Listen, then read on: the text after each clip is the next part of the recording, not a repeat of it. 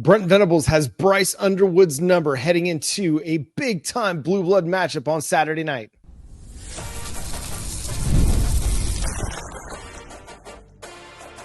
You are Locked On Sooners, your daily podcast on the Oklahoma Sooners. Part of the Locked On Podcast Network, your team every day.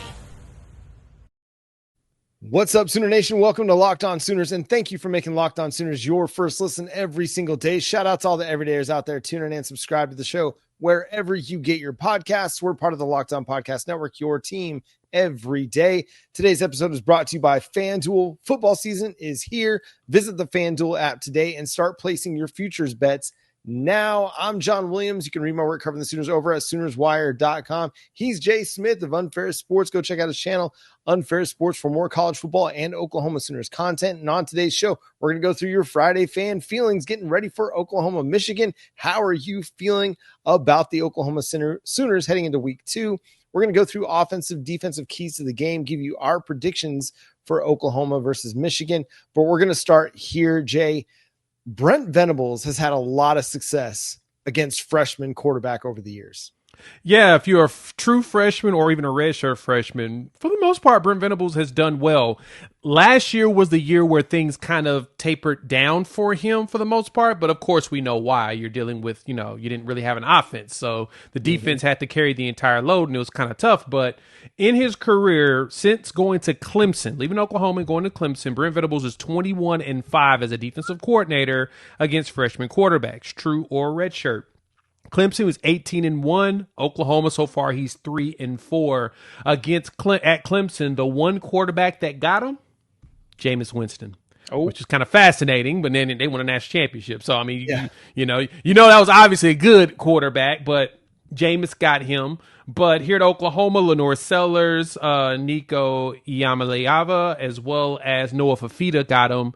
And then when Quinn Ewers was the redshirt freshman quarterback, and Oklahoma didn't have a quarterback that game. So, yeah, it was kind of those weird circumstances where Oklahoma, he did lose out on that, which, if you really think about it, besides the Quinn Ewers game, he had those quarterbacks, Nico and Sellers, and for the most part, Fafita and blenders. Yeah, anytime that Brent Venables has actually had a complete team, a team that had a functional offense, Oklahoma's had a chance to win a lot of games. And that, again, I go back to that 2023 season as the best example of what this team can be. Now you lost a bummer of a game to Oklahoma State, a bummer of a game to Kansas. That was a pretty good football team. And it was maybe the most complete team we've seen to this point.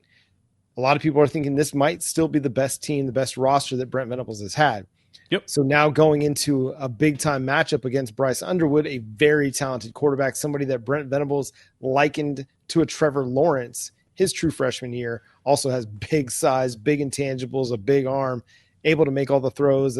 Venables even admitted there's a reason why he was the number 1 overall player in his recruiting class. And there's probably a reason why he's able to start as a true freshman. He's a good football player. At the same 100%. time, playing at the high school level, playing at home against an overmatched New Mexico team is very different than going on the road to play a Brent Venables Oklahoma Sooners defense. That's a lot of the reason why I'm feeling optimistic about this team. Do I believe that they're going to absolutely shut down Bryce Underwood and make him look like maybe one of Oklahoma's quarterbacks last year? No. But I think they're going to be able to make enough plays, and they're going to be able to get off the field enough to where Oklahoma is going to have a great chance to win this game. And a lot of it comes back to Brent Venables' ability as a defensive play caller and coordinator to put young players in bad situations. No, I agree with you there. And I compare this game, truth be told, I feel like this game is going to be really close to the Tennessee game last year. Okay. Game day was in town.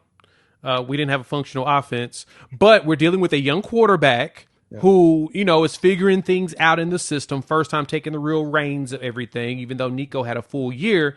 But it's a power run team, a team that's behind a running game that's supposed to lead the way. Remember, Sampson ran for 1,400 yards last season, right? He was the top running back in the SEC, and he's, drafted to the NFL because of that. So in that circumstance, it's kind of what I feel like here when it comes to with Bryce and how that's going to go. And to your point, John, you made a very good point here about 2023. So in 2023, Oklahoma faced 3 freshmen or redshirt freshman quarterbacks. They, of course, Noah Fafita won in the bowl game where that was where everybody was, swapping things out. But during the season, 2 big games, which teams were actually pretty solid. Josh Hoover over at TCU, which he looks really good now. Like he's become that dude. He had that boy in a blender for real in the TCU game to wrap up the season. Yeah, especially in the first half. Exactly. And then the Iowa State, Rocco Becht. So you had Rocco Becht now when Billy Bowman got an interception and returned for a touchdown like on the first possession. And then at that point you felt like the team was like, yeah, we're going to blow them out, so we're going to get lax. You let them come back and they're like, nah, tighten things up. And then they basically ran off 50-something to 20. So that's kind of what you wanted. But I think in this game, though, I expect the defense on Michigan side to be a lot better than TCU as well as Iowa State. Yeah. I expect us to do a lot less mistakes, but it's going to be a heavy run game. So I'm expecting this, like I said, similar to Tennessee. That's why my score prediction is going to be very close to that game too. Yeah, you don't expect Michigan to come into this game and put it all on Bryce Underwood's shoulders.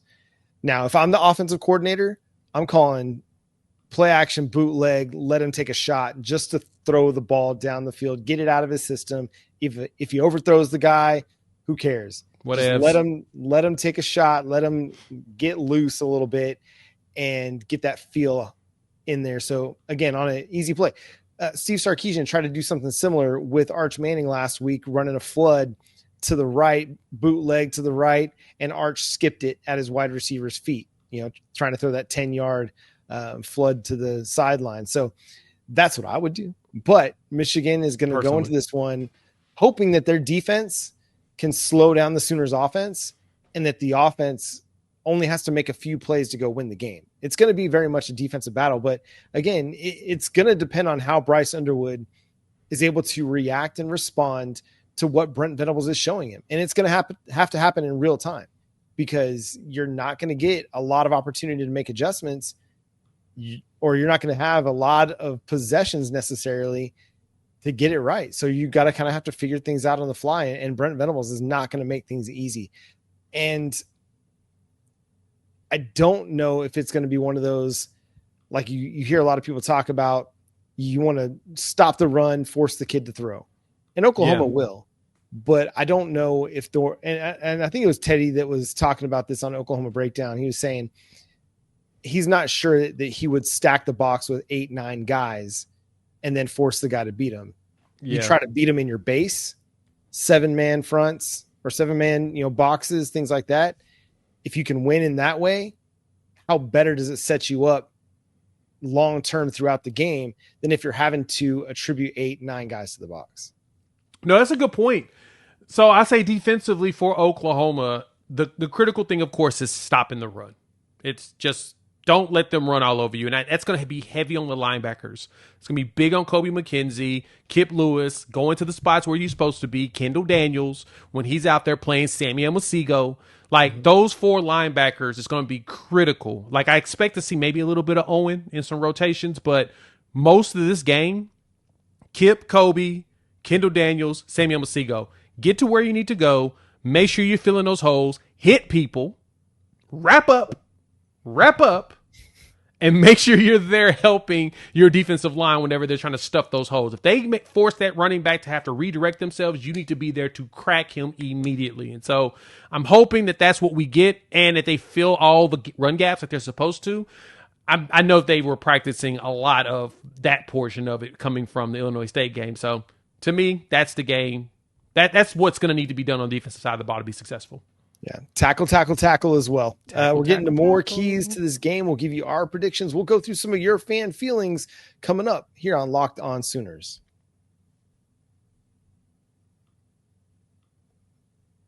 It's almost the weekend. Time to look back and crown this week's MVP on Who Delivered, powered by DoorDash. Just like you can win every Saturday with DoorDash Streaks, saving more every time you order, these players delivered when it mattered most. Let's break it down. For the Oklahoma Sooners, John Mateer delivered in a big way, had 392 yards passing, 3 touchdowns, just showed off all the things that everybody was hoping to see in his Oklahoma Sooners debut. No hesitation, no delay, came through when the Sooners needed him. Big time passes over the middle, just carving up an outmatched and overpowered Illinois State defense. And just like John Mateer delivered for the Sooners, DoorDash delivers your Saturdays with DoorDash Streaks. You save every Saturday you order, stack it up all season, and you could save up to $250, including $100 in DoorDash credits.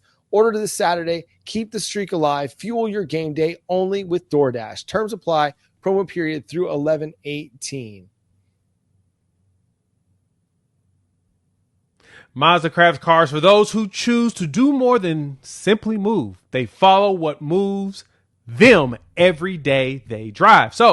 And that's what makes Mazda stand out. They go beyond safety, style, and performance to deliver a driving experience that feels alive in every single detail. Mazda offers more than safety. It's one more 2025 IIHS Top Safety Pick awards than anyone else. And you can feel it in the moment you get behind the wheel. The smooth handling, the intuitive controls, and standard all-wheel drive in every crossover SUV. It's the small details that make the big plays. And just like there's more to every player, there's more to a Mazda vehicle. Mazda, move and be moved. Thanks again for making Locked On Sooners your first listen every single day. Shout out to all the everydayers out there. Tune in and subscribe to the show wherever you get your podcasts. We're part of the Locked On Podcast Network, your team every day. Yeah, Jay, the run game, run defense is going to be key in this one. And it comes back to also winning on third downs defensively. If you are able to get Michigan into some second and long, third and long situations, you got to take advantage of them, because you don't want to be in second and short, third and short, because that's right where Michigan wants to be. And so when you do get a good stop on 1st and 10 and you're able to hold them to a 2nd and 8 and then maybe a 3rd and long, that's where you have to win.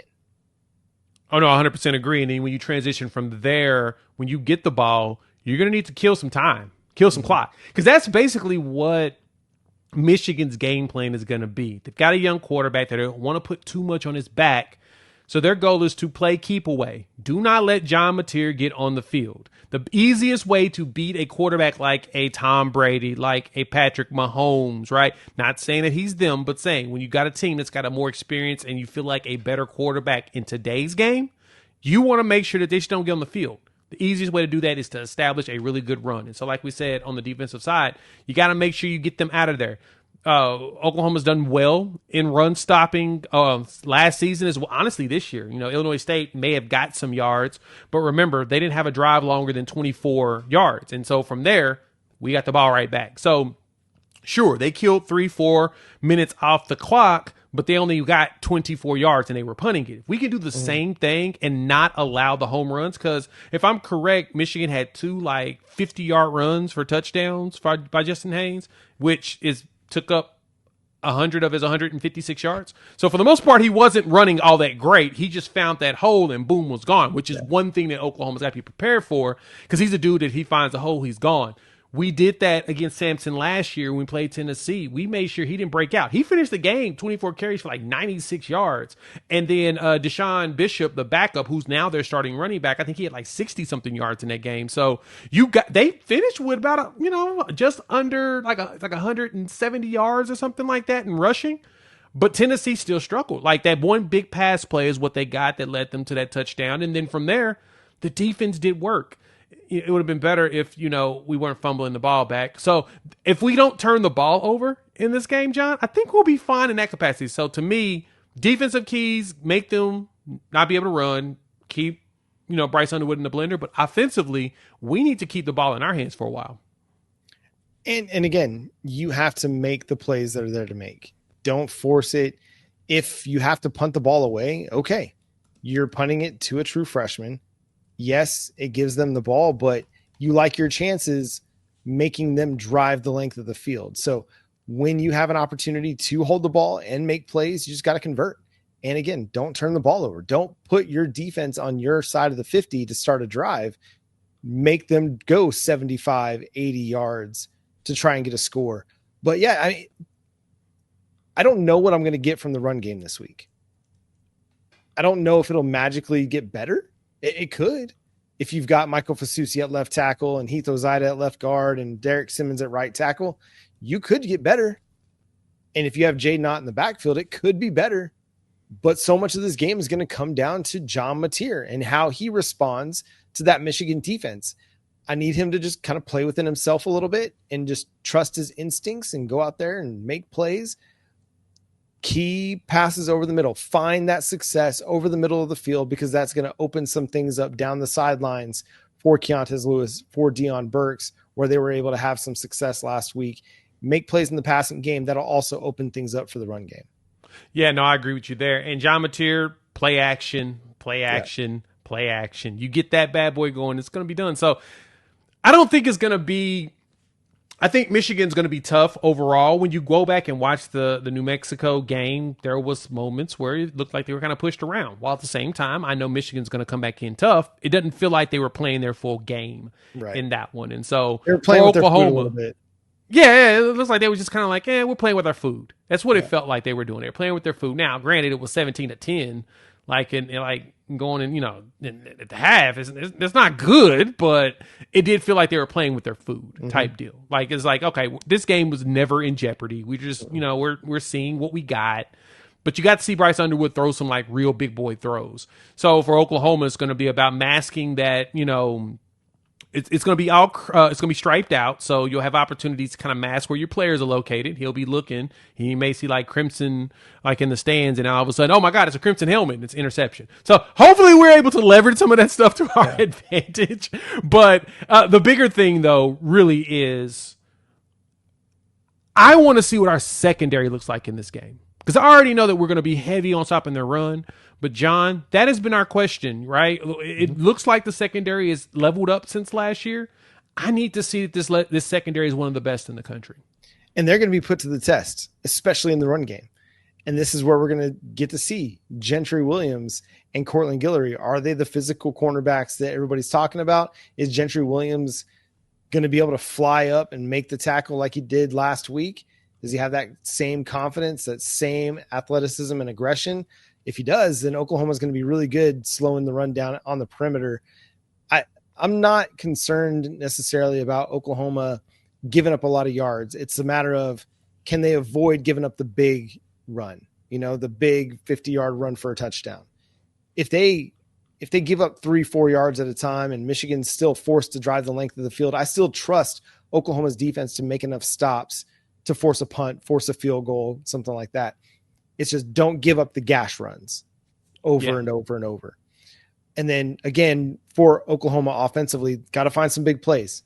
John Mateer's got to find some big pass plays down the field to soften up that Michigan defense. Do that, and they're going to have a great chance to win this one, man. And as you look at this one, before we move on to fan feelings, Jay, how do you think that this one's going to play out for the Oklahoma Sooners? I mentioned it in the first segment. My score prediction for this one, everywhere if you've seen me, I've done it at a few places. I did it even on our Locked On College Football show on Amazon TV. Go check that out. 25-15 Oklahoma. Same score from Tennessee. I think it's going to be that, and I think that's exactly what's going to finish it up. 25-15. Such a weird score. Very weird. Very, very. It's like we're playing rugby or something. I don't know. It's such a weird score.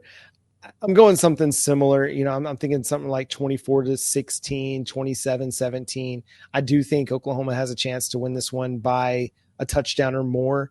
It wouldn't surprise me if this is a 3-point game either.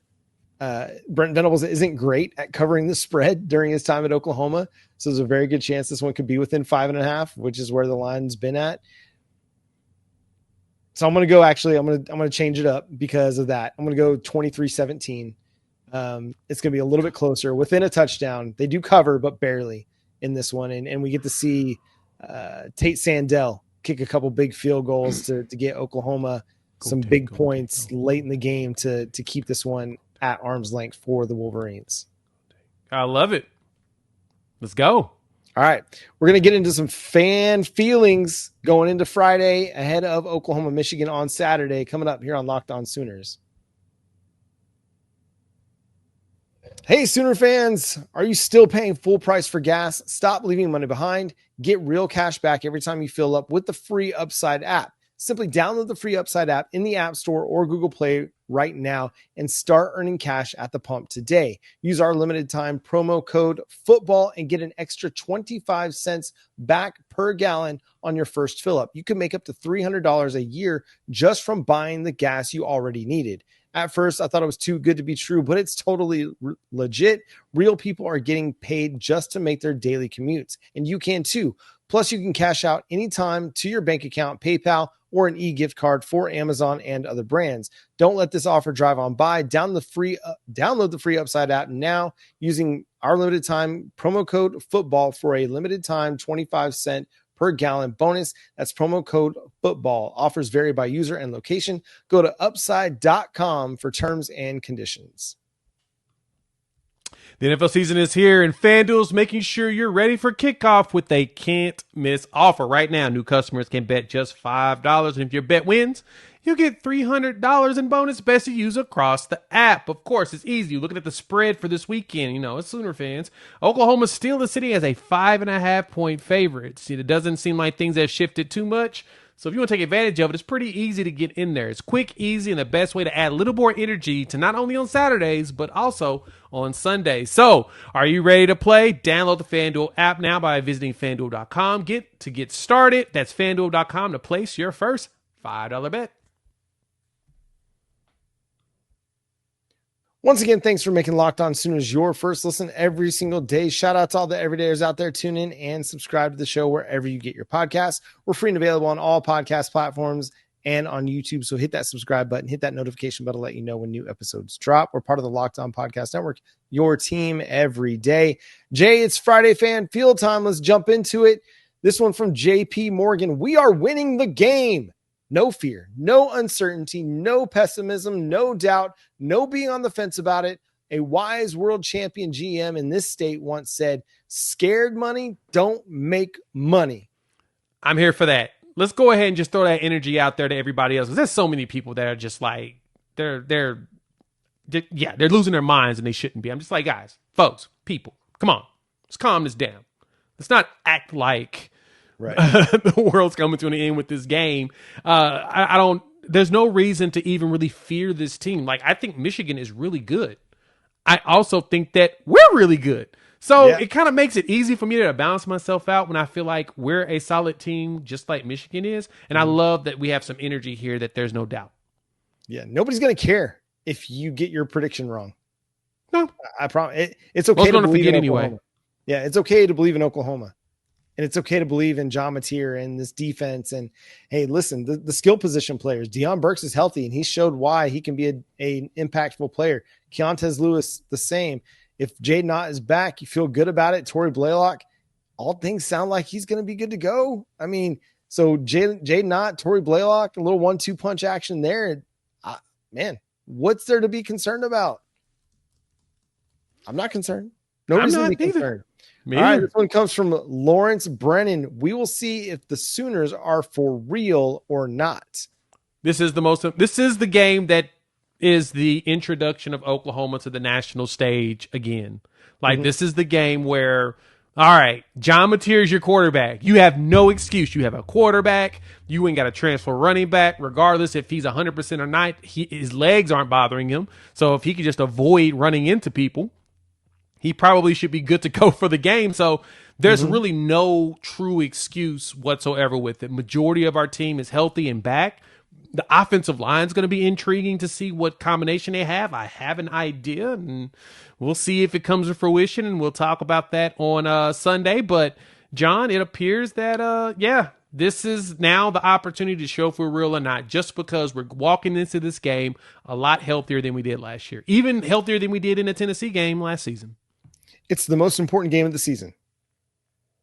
How this one goes can really set up the rest of the year. Or derail it. I expect it to set it up well. Yeah. Now, if you lose this game, that doesn't mean your season's over, but it certainly puts a dent in the confidence a little bit. But again, there's a lot of reasons to believe that Oklahoma can win this one. Wolves at your door. I think it'll be close. Then OU will pull away in the fourth and win by 2 scores. Michigan 17, OU 34. Ow, ow, ow. I thoroughly enjoy the energy that you provided there, because when you truly, I mean, hey, if we can pull away 2 scores, sign me up. I'll take 2. Yeah.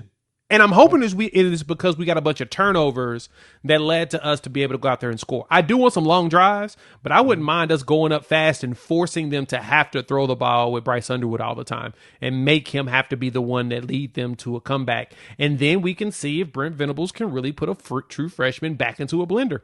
I'm all here for that. Yeah. Gentry Williams interception. I'm going to call it. I believe Gentry gets an interception, that first one since 2023. When he got it against, give me that. He's going to reintroduce himself to the college football world. So excited to see what Oklahoma does in this one.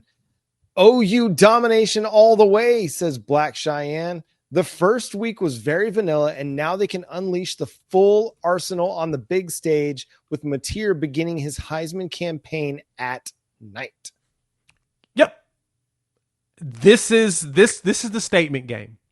This is the start of statement games. Like he's going to have at least, because of the way our schedule is set, there's probably like 6 or 7 statement opportunities. Yeah. And this is going to be, there's about 6 or 7 different opportunities to be able to, have some night opportunities and he's going to have a lot of those, but this is the one one that's going to be that statement game, John, if there's anything, because this is the one with game day in town that everyone's like, all right, we want to see if John Mateer is who we think he is. And so for John Mateer to be in the race, this is the one where he needs to show out the most. Yeah, it's the first of like 9 statement opportunities for John Mateer and the Oklahoma Sooners, because they have 7 ranked teams on their schedule, and Auburn and Missouri are in the top 32 of the AP poll. So you have like 9 statement opportunities. So basically every single game is what you're telling me. It's the first chapter in what's going to be a best-selling novel this year by John Mateer. The game will be defined in the trenches. Our D-line has the horsepower to succeed. O-line untested as a unit, but I believe in Coach Bedenbaugh. Oklahoma in a 30-28 thriller, says Kenneth Watson. Hey, I mean, I love that energy, but John, I'm going to be honest. I don't want a thriller. I want to kick the dog out of them pretty early. I want by halftime for us to feel like I think this game might be over. Oh, I'd love that. That would help my anxiety. Like my heart just can't handle what happened in Tennessee. I mean, Alabama was great. Like I will take that, but earlier. Like within the first 5 minutes of the third quarter of that Alabama game, you're like, okay, unless something just completely implodes, Oklahoma's got this one wrapped. The rest of the season last year was just nutso. I think back to the 2023 Texas game. That was back and forth throughout, high anxiety, high intensity, and nobody really knows how it's all going to end, but that heart rate's up the entire time it's going on. So I would love for this one to be just a blowout in the first half and it's just kind of over. I don't think that that's going to happen, but I do think by the end of the first half, we'll feel comfortable with where Oklahoma's at, especially offensively. I mean, John, even in that game, man, if Tyree catches that ball right there in the second quarter, you're going up at the half by 2 scores. Yeah, that's true. It's a good point. Yeah, it's a good point. All right, this one right here. It's a make or break game for Oklahoma. I'm with my Sooners. 28-21, says Dennis Harrison. I'm glad that Sooner fans are actually buying into the optimism. They're taking the shots of hopium, and they're in on that. And I appreciate you, Sooner fans. Thank you for believing in this. Thank you for being there for this. Thank you for recognizing that this is the game that you should be saying, oh no, we got this. You only get so many opportunities to have a blue blood program in your building. You got to last year when you had Alabama come to town. You get to this year with Michigan coming to town. The crowd, the fans, the environment showed out in a huge way last year for Alabama. And there's another great opportunity to do that this weekend with Michigan, ESPN College Game Day in town. It's again, a perfect opportunity to show what Oklahoma football is all about, both from an on-field product to what happens in the stands because of the fans. You can make the biggest difference this Saturday night in Norman. BV said that too. BV has reminded each one of you, we need you. This team needs to feed off of your energy in this game. You need to make it to where Michigan can't hear. Like when I talked to former TCU coach Gary Patterson, when I was on the Locked On Kickoff show over on Amazon TV, please go check that out. He said while we were in the green room kind of preparing, he's like, man, I remember being down there in Norman. He's like, I couldn't even hear my assistants next to me. We were screaming. It was so loud. And that was back in like early mid 2000s, right? That was after we lost the game to them that we shouldn't have lost them to. It was like what, 08-ish? Or 09 or something. 09, I think it was. And we won that game. And he was like, we couldn't hear anything. I was like, yeah, that was a revenge game, coach. We wanted y'all back after what happened in 05. Yep. Time to bring that same kind of energy, that jump around energy, that OU versus Alabama energy. Let it all hang out. Don't go into this thing reserved with a wait and see attitude. Hit it from the jump, make an impact from the jump, from the Walk of Champions on. Brent Venables even mentioned that this past Saturday, the Walk of Champions was the best one that they'd been a part of. So the energy is there. It's palpable. Everybody's pumped and excited. And I cannot wait to see how Sooner Nation shows out on Saturday, because they're gonna show out. They're gonna put together their best effort, and this team's gonna do so as well. And that's gonna do it for today's episode of Locked On Sooners. Thanks so much for tuning in, being a part of the show. Subscribe to the show wherever you get your podcasts. We're part of the Locked On Podcast Network, your team every day. Go hit the subscribe button and hit that notification bell over on YouTube so you know when all of our episodes drop and when we go live, which we will go live on Saturday night after this game, however it goes, and break it all down with you here on Locked On Sooners. It's another big moment for Locked On. College football fans, Locked On and Fire TV present College Football Kickoff, your ultimate college football weekly preview. Drake Toll of Locked On Big 12 leads the conversation alongside two-time AP Coach of the Year Gary Patterson, former college star Jesse Holley, and Locked On's local experts like Jay. A college football preview only Locked On can do. Catch College Football Kickoff every Thursday throughout the season, only on Fire TV. Go follow Jay at Unfair Sports. Check out his channel, Unfair Sports, over on YouTube. You can follow me at John9Williams and read my work covering the Sooners over at SoonersWire.com. The show is at Locked On Sooners on all of your favorite social media platforms. But until Saturday night, he's Jay Smith. I'm John Williams. We'll talk to you then. Boomer. Sooner. Let's buckle up. Let's see what our buckle can do.